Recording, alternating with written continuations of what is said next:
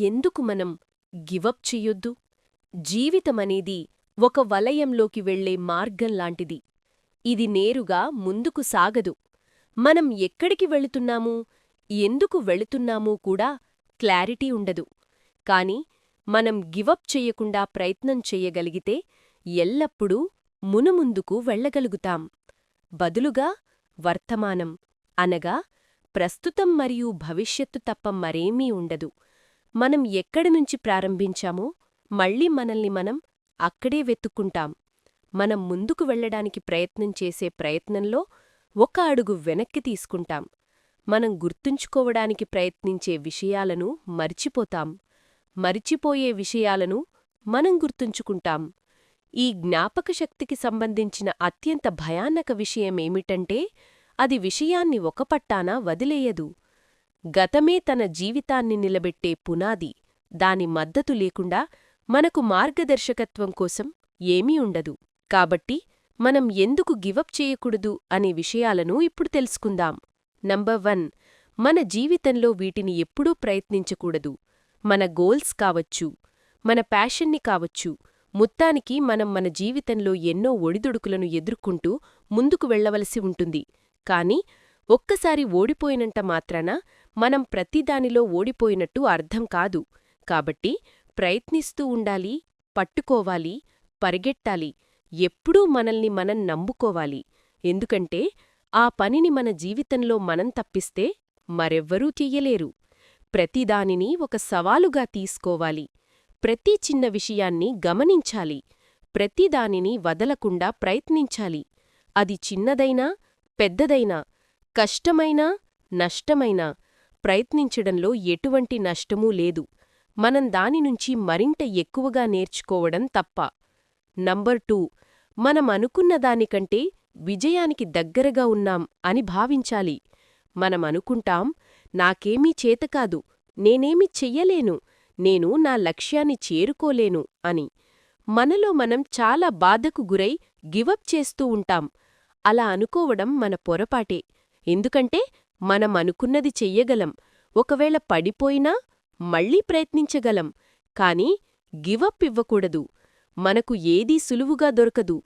చాలా కష్టపడాలి. జీవితంలో ఎన్నో సవాళ్లను, ఒడిదుడుకులను ఎదుర్కోవాలి. మనకోసం, మన జీవితం కోసం ఫైట్ చెయ్యాలి. విజయాన్ని చేరుకునే మార్గంలో మనవైపు ఎన్నో విమర్శలు వెలువెత్తుతాయి. వాటికి తావు ఇచ్చి సమయం వృధా చేయకూడదు. అంతేకాకుండా భయం, అసూయ అనే ముసుగునుంచి బయటకు రావడానికి ప్రయత్నించాలి. ఇతరులు పునాదుల నుంచి ఇటుకలను తీసుకోవడానికి ప్రయత్నించకూడదు. ముందుగా మన యొక్క పునాది సరిచేసుకోవాలి. ఇతరులతో లోపాలను కనుగొనడం వలన మన యొక్క విలువైన సమయం మరింత వృధా అవుతుంది. ఇది ఒక కొత్త ఛాలెంజ్ అని మన మైండుకి, మన బ్రెయిన్కి చెప్పడం మొదలుపెట్టాలి. అప్పుడు మనం అనుకున్నదానికన్నా మన లక్ష్యానికి మరింత దగ్గరగా ఉంటాం. నంబర్ 3, మనం పూర్తి చేయకపోతే మరొక ఎవరు ఆ పనిని పూర్తి చేస్తారు? ఇది పోటీ ప్రపంచం. మనల్ని మనమే నిరూపించుకోవాలి. నిప్పులతో పనిచేసేవారుంటారు. వారికి ఒకేసారి ఆ పని రాదు. చేస్తూ చేస్తూ ఉండడం వలన వారు ఆ పనిలో ప్రావీణ్యులవుతారు. అలాగే మనం కూడా మనకు రానిదాన్ని పదే పదే నేర్చుకోవడం వలన అది మనకు తప్పక వస్తుంది. రోడ్డుపై ఉన్న చిన్న గొంత కేవలం ఒక గొంత మాత్రమే. మీరు మీ గమ్యాన్ని చేరుకునే వరకు ఇంకా చాలా గతుకులు కనిపిస్తాయి. వాటిని దాటలేక మనం అక్కడే ఉండిపోయిపోతే మనల్ని దాటుకుని మరొకరు ముందుకు వెళ్ళిపోతారు. వారు విజయాన్ని సాధిస్తారు. కాబట్టి మిత్రమా, జీవితంలో మనం పూర్తి చేయవలసిన పనులన్నీ మరొకరు చేసేస్తారు. వారు ఎల్లప్పుడూ అలర్టులా ఉంటారు. కాబట్టి జీవితం పట్ల ఆసక్తి, ప్రేమ, భయం అన్నీ ఉండాలి. కాని గివప్ మాత్రం చెయ్యకూడదు. నంబర్ 4, విజయానికి ముందు చీకటి ప్రదేశం ఉంటుంది. ఏదైనా సాధించాలంటే అంత సులువేం కాదు. ఎన్నో కష్టాలను, నష్టాలను, ఇష్టాలను భరించాల్సి ఉంటుంది. ఎన్నో ఇబ్బందికరమైన పరిస్థితులతో గడపాల్సి ఉంటుంది. ఇది మన జీవిత ప్రయాణం. ప్రతి ఒక్కరికి ప్రేరణ అవసరం. కాబట్టి ప్రపంచం నుంచి ప్రేరణ పొందాలి. మనం విజయాన్ని కోరుకుంటే మనం గ్రేట్ఫుల్ ఇన్స్పిరేషన్ మోటివేషన్ ఇచ్చే ఆలోచనల గూర్చి తరచూ అన్వేషిస్తూ ఉండాలి. ప్రతి ఒక్కరి విజయానికి ముందు ఖచ్చితంగా ఒక చీకటి ప్రదేశం ఉంటుంది. కాని ఆ చీకటికి భయపడి అక్కడే కూర్చొని ఏడుస్తామో లేదా చీకటి దాటుకుని వెలుగులోకి వస్తామో అనేది మన ఆలోచనల మీదే ఆధారపడి ఉంటుంది. మార్టిన్ లూథర్ కింగ్ ఇలా అంటారు, darkness cannot drive out darkness, only light can do it అని. అంటే చీకటిని చీకటి పారద్రోలదు, అది కేవలం వెలుగు మాత్రమే చెయ్యగలదు అని. కాబట్టి చీకటికి భయపడకుండా దానిని ఎదుర్కొని వెలుగులోకి చేరుకోవాలి. నంబర్ 5, మీరు గివప్ చేస్తే తర్వాత ఏంటి? మొదటిసారి చేసిన తప్పు వల్ల కొందరు సక్సెస్ని వదులుకుంటారు, గివప్ చేస్తారు. పదే పదే తప్పులను, కష్టాలను ఎదుర్కొన్న తర్వాత కూడా గివప్ ఇచ్చే వ్యక్తులు కూడా ఉన్నారు. తెలివైనవారు అంత త్వరగా గివప్ చెయ్యరు. ఏదైనా ఆలోచించి నిర్ణయాన్ని తీసుకోగలుగుతారు. సంతోషకరమైన మరియు విజయవంతమైన జీవితానికి ముఖ్యమైనది ఏంటంటే, దేన్నైనా ఎప్పుడు కొనసాగించాలో మరియు ఎప్పుడు వదులుకోవాలో తెలుసుకోవడం. మీరు దేన్నీ గివప్ చెయ్యొద్దు, మీ సహాయశక్తులా ప్రయత్నించాలి. గివప్ చేస్తే మీరు మీ లక్ష్యాన్ని చేరుకోవడానికి భయపడుతున్నారని అర్థం. మీరు వెనకబడితే వేగంగా పరిగెత్తడానికి ప్రయత్నించండి. మళ్ళీ ప్రాక్టీస్ చెయ్యండి, మళ్ళీ సాధన చెయ్యండి, గెలిచే వరకు ప్రయత్నించండి. ఖచ్చితంగా మీరు మీ సక్సెస్ని చేరుకుంటారు. మీరు వదులుకోవడంలోనే మీ బలహీనత తెలుస్తుంది. విజయం సాధించడానికి అత్యంత ఖచ్చితమైన మార్గం ఎల్లప్పుడూ ప్రయత్నిస్తూ ఉండడమే. నంబర్ 6, చివరి ప్రయత్నం వరకు రిగ్రెట్ ఫీల్ అవ్వకూడదు. జీవితంలో మిగతా విషయాలలో, పనిలో, మరిన్నిటిలో చెడు నిర్ణయాలు తీసుకోవడం మనిషి మాత్రమే చెయ్యగలడు. మనం జీవితంలో విఫలమైనప్పుడు అన్నీ కోల్పోయాం అనే ఫీలింగ్లో ఉంటాం. ఇది మిమ్మల్ని రిగ్రెట్ ఫీల్ అయ్యేలా చేస్తుంది. కాని జీవితంలో తప్పులు మరియు రిగ్రెట్ ద్వారా మాత్రమే మనం ఎదగగలం. మన జీవితంలో ఒక్కరోజు గురించి మాత్రమే చింతించకూడదు. మంచి రోజు మనకు ఆనందాన్ని ఇస్తుంది, చెడు రోజు మనకు అనుభవాన్ని ఇస్తుంది. సక్సెస్ఫుల్ లైఫ్కి ఈ రెండూ చాలా అవసరం.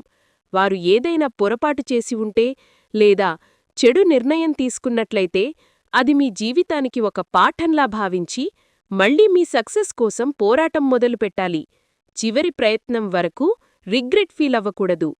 నంబర్ 7, వదులుకోవడం కంటే ప్రయత్నిస్తూ చనిపోవడం మేలు. జీవితంలో ఏదైనా సాధించాలనుకుంటే ఆ సక్సెస్ని రీచ్ అయ్యే వరకు ప్రయత్నిస్తూనే ఉండాలి. అక్కడే మన దృష్టి, పట్టుదల తెలుస్తాయి.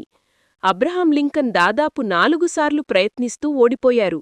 చివరికి యునైటెడ్ స్టేట్స్ అధ్యక్షులయ్యారు. కాబట్టి మిత్రమా, మనం దేన్నీ వదులుకోకూడదు, ప్రయత్నిస్తూ ఉండాలి. ప్రతి ఒక్కరూ వారి వారి జీవితంలో ఓడిపోతారు, మళ్ళీ లేచి గెలుస్తారు. మనం కూడా వదులుకోకుండా కష్టపడదాం, గివప్ ఇవ్వకూడదు. ఫెయిల్ అయిన ప్రతిసారీ దాని నుంచి నేర్చుకోవాలి, మళ్ళీ కొత్తగా మొదలుపెట్టాలి. వదులుకోవడం కంటే ప్రయత్నిస్తూ చనిపోవడం మేలు. నంబర్ 8, పాస్ట్ ఫెయిల్యూర్ అనేది ఫ్యూచర్ని అంచనా వేయదు. మనం మన గతానికి తిరిగి వెళ్లలేం, అలాగే భవిష్యత్తుకు కూడా ముందుగానే వెళ్లలేం. మన జీవితంలో మనకున్న ఏకైక స్థిరమైన లక్ష్యం ప్రెజెంట్. రెగ్యులర్గా మానవులుగా మనం మన ప్రెజెంట్ విలువను గుర్తించడంలో ఫెయిల్ అవుతుంటాము. మార్చలేని గతం గూర్చి చింతిస్తూ, రాబోయే భవిష్యత్తును గూర్చి భయపడి విలువైన క్షణాలను కోల్పోతున్నాం. కాని నేటి ప్రపంచంలో చాలామంది ప్రజలు ఈ క్షణంలో సంతోషంగా ఉండడం గురించి ఎక్కువగా ఆలోచిస్తారు. మనం మన ఆలోచనల్ని అనవసరంగా నెగటివ్గా మార్చుకుని ప్రస్తుతాన్ని బాధలోకి పంపుతాం. మనం నిన్నటి గురించి ఎక్కువగా చింతించడం లేదా మనం రేపటి గురించి భయపడడం ప్రారంభిస్తున్నాం. గతం వెనుకబడింది, దానినుంచి నేర్చుకోవడానికి ప్రయత్నించాలి. భవిష్యత్తు మన ముందు ఉంది, దానికోసం సిద్ధంగా ఉండాలి. ప్రెజెంట్ ఇక్కడే ఉంది, దానికోసం జీవించాలి. భవిష్యత్తులోకి మనం వెళ్లలేం, గతం ఎప్పుడో వెళ్ళిపోయింది.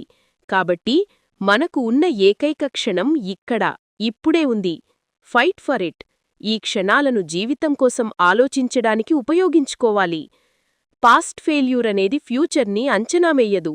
నంబర్ 9, మనం జీవించి ఉన్నంతవరకు ఏదైనా సాధ్యమే. మనం అనుకుంటాం నీటిలో లేదా సన్నని గాలిలో నడవడం ఒక అద్భుతమని.